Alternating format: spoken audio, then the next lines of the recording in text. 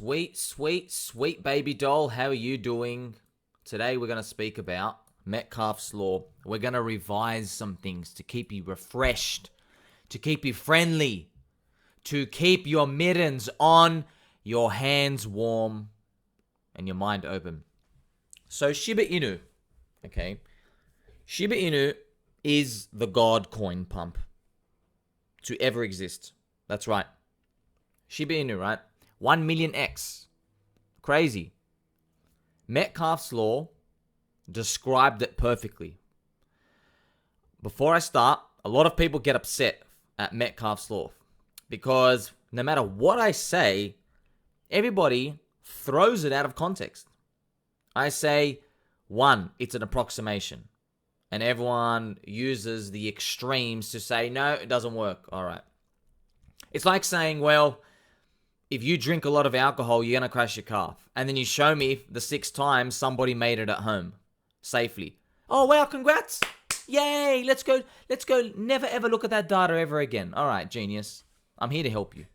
So Metcalfe's Law, it's a way to describe price movements. We don't have a proper way to model crypto. We are early. I'm early, you're early. We're still pretty early. In stonks, people use earnings, future cash flow. Now, for some reason, earnings, they don't work in crypto.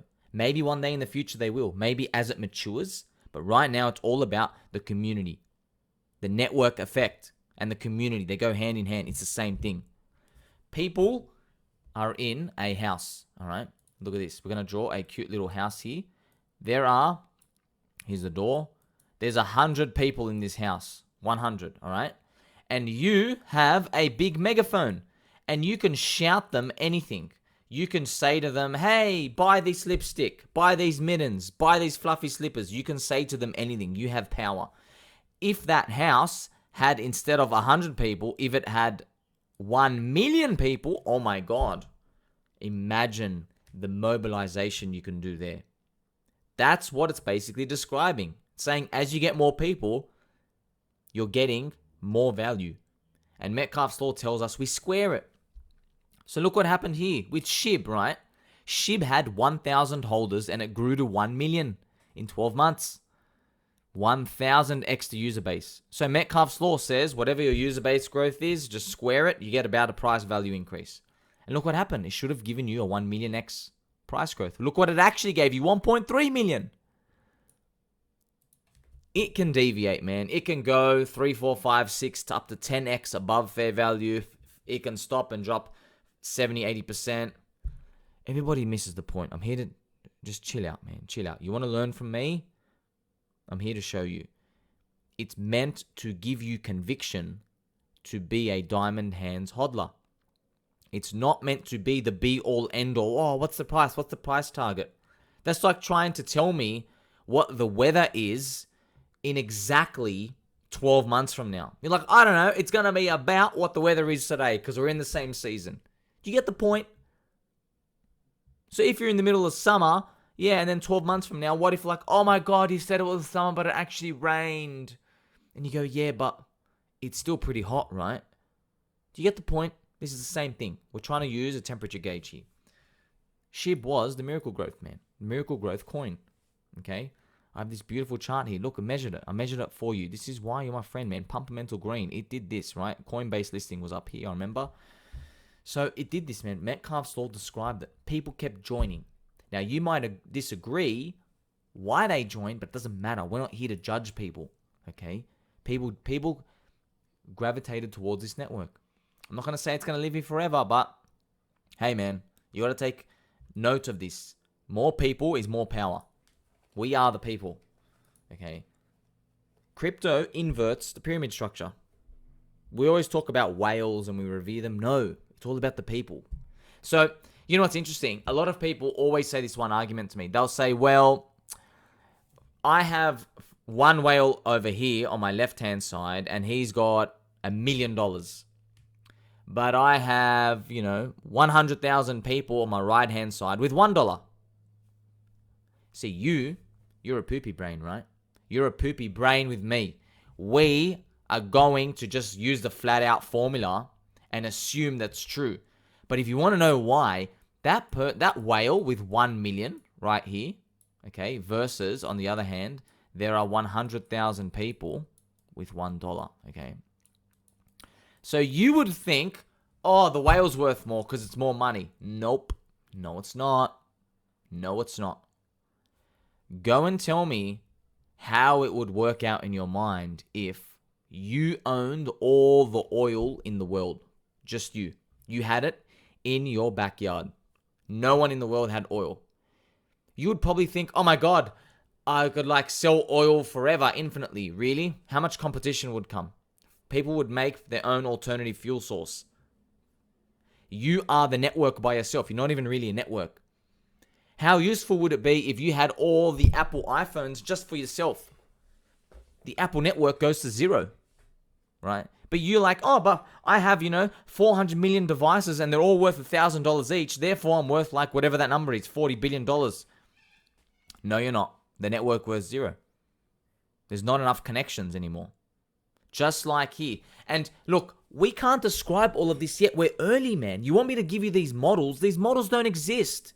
We don't have the discounted cash flow and all these interest rates and blah, blah, blue, blue, poopy faces everywhere. When the university lecturers start having all the formulas and all the books and everything, it's too late, man. All right, Habibi? It's too late. It's literally too late. There's no more edge anymore. There's no more risk. You want the unknown. There's a lot of unknowns with crypto. That's why it's really lucrative for us. If we do the work, and I'm doing the work for you, who loves you? So, if you really want to ask the semantics, okay? See, I'm ahead of the curve.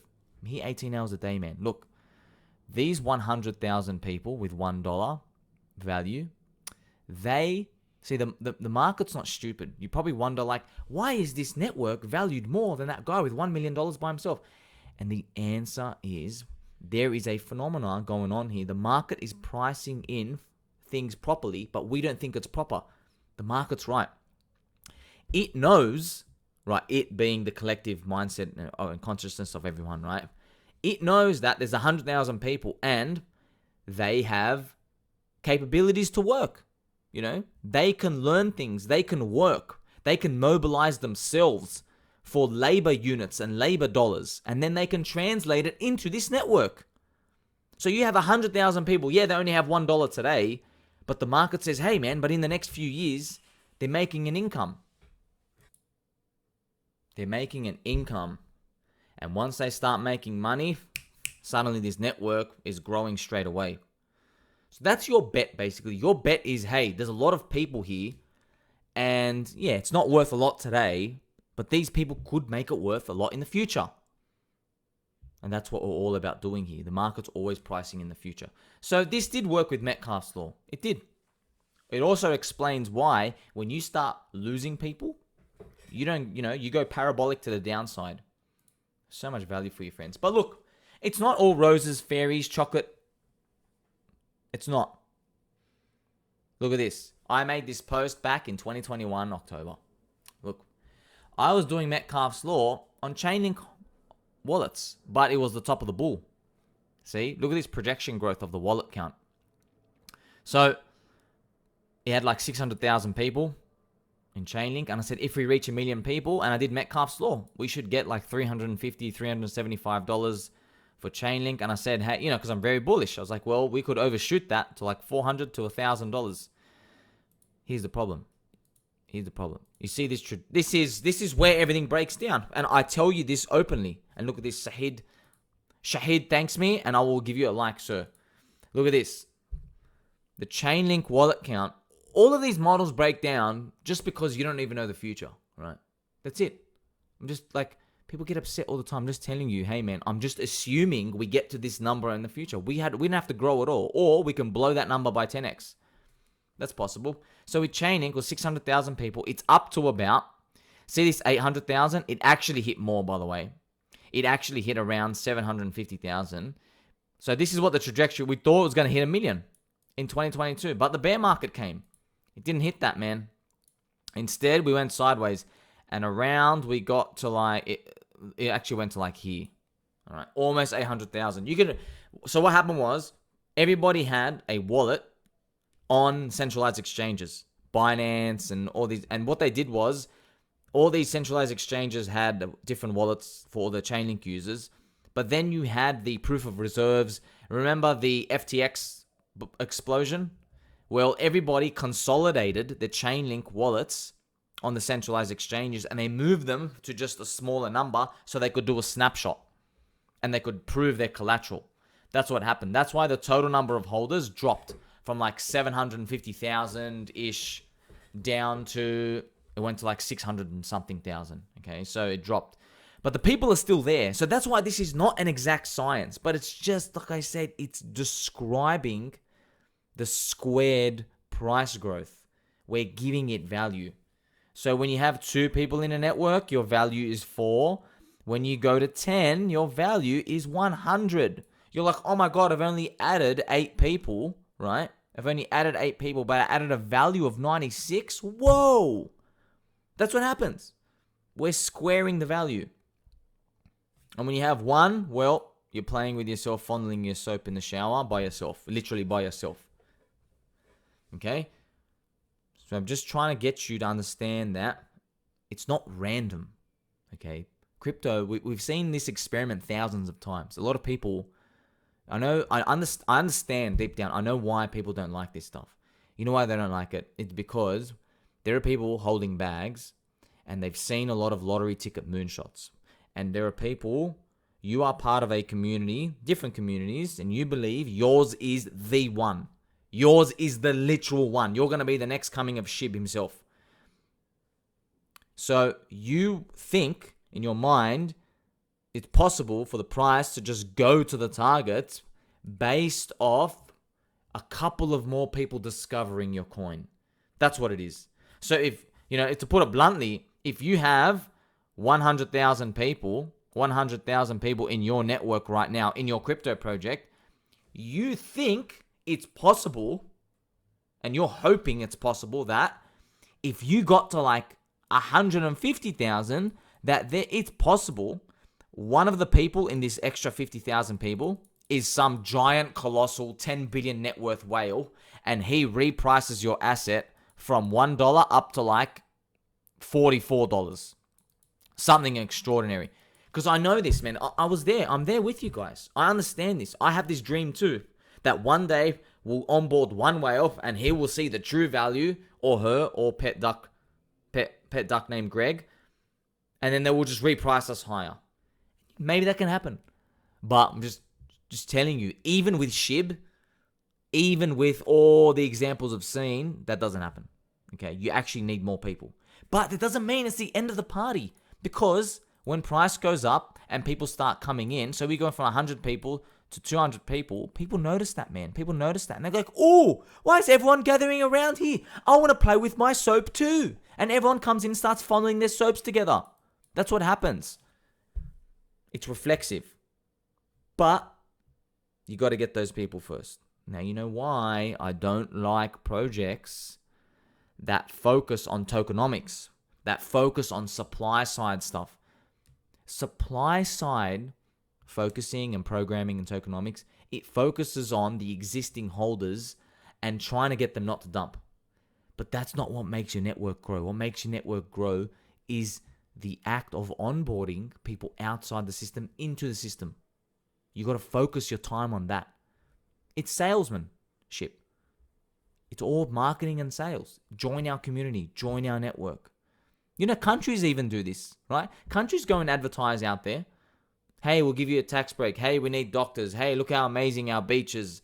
And we've got lots of soap here. Plenty of room for you to come and play with your soap here on our island. Everyone does it. It's all about sales. And sales is an ugly, dirty word because none of us like salesmen. They're just always slimy. They're lying to you. But you got to do it. You got to do it.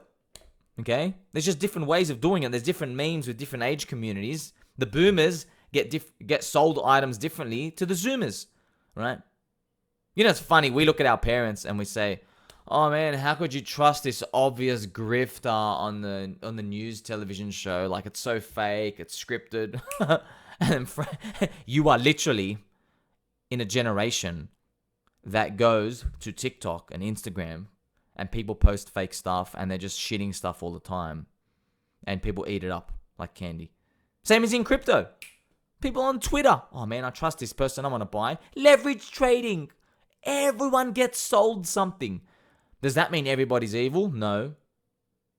It just tells us something about humans. We want to be sold stuff. We're always looking for something. We want to join a new community. We want to be sold. Hey, bring me in. I want to be brought in. All right. So Metcalfe's law describes this phenomenon. One day, you never know. Maybe they'll be listening to my voice in a lecture. It's funny when you think about it. Warren Buffett, when he was writing his cute little letters about, discounted cash flow and all this stuff going off Benjamin Graham from like 50, 60 years ago, he probably never thought, oh my God, this is literally going to be put on this thing called the internet on boxes in everyone's room out there, and it's going to be spoken as gospel. So the edge is gone. But back then, it was not known. If you want further proof, friends, the PE ratio, price to earnings of a company, right? If you have like a number of 2, you're like insanely cheap. By the way, nothing trades for 2 today. And then like 50 is too high, right? So like, 10 to 20 is pretty good on average, right? Back in Warren Buffett's days, when Ben Graham wrote his book, The Intelligent Investor, there were 2s. There were 2s and 3s.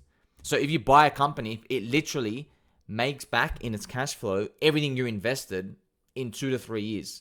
Now it takes, on average, 10 to 20 years. 10's, by the way, very cheap. The average is like, 15 to 20 years. Why? Because everyone knows the meme. So back then, your yield, look what your yield is. If you do, what's 1 on 2? 50. You're getting a 50% yield by buying a company.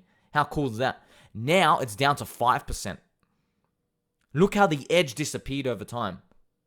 Back when it was unknown, people back then hated stocks. Many people thought the stock market was cursed because of the Great Depression. So I'm telling you now, we are in front of this big frontier called crypto. Yes, a lot of people play with their soap. Yes, there's a lot of memes, degenerate Ponzi's, scams and grifters and leverage trading. There is all that. But also buried underneath that, there's gems. And this is phenomena happening. And this is the best part. I'm not even telling you to go find the gem here. This is a mad project. I'm just saying, take advantage of when you notice a growing network effect, a community that's growing. That's all I'm saying. If you see a lot of people mobilizing and moving somewhere, go and investigate what it's doing and share it with me, share it with us. That's what you want to be doing. Don't judge. Don't say, I don't like the value that these people are storing, right? That's what everybody said about Bitcoin at the start. They said, this is a child abuser terrorist coin. I don't like the value these internet geeks are storing. How wrong they were.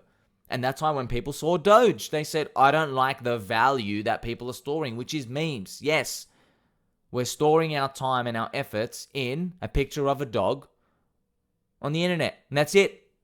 Doesn't get more complicated than that. And yes, it's going to have a higher network effect than these complex stable coin options, Premier, Alpha, Delta, Greek stuff. Nobody cares. No one can relate. No one can relate. It's no coincidence that the meme narrative of 2021 was just dogs. Like 95% of people love dogs. We can all relate. I hope you at least learned something from seeing this, okay? SHIB. We've got to learn, why did SHIB go up? Yeah, it may do nothing now, but it mobilized people. That's why it's valued so much. Why I love SHIB example, friends, last message is, before I did Metcalfe's law on it, I said, hey, it's probably not going to work on it. I thought to myself, it's some weird phenomena. It had memes and narratives and had quantitative easing, 0% interest rates, and Uniswap. I threw all these things in my mind. I give it 30,000 reasons why it shouldn't work. But it did. It did. So you're going to sit here and ignore it? Or you're going to put your back straight and say, as God is my witness, my mittens are staying on this winter. Until next time, friends.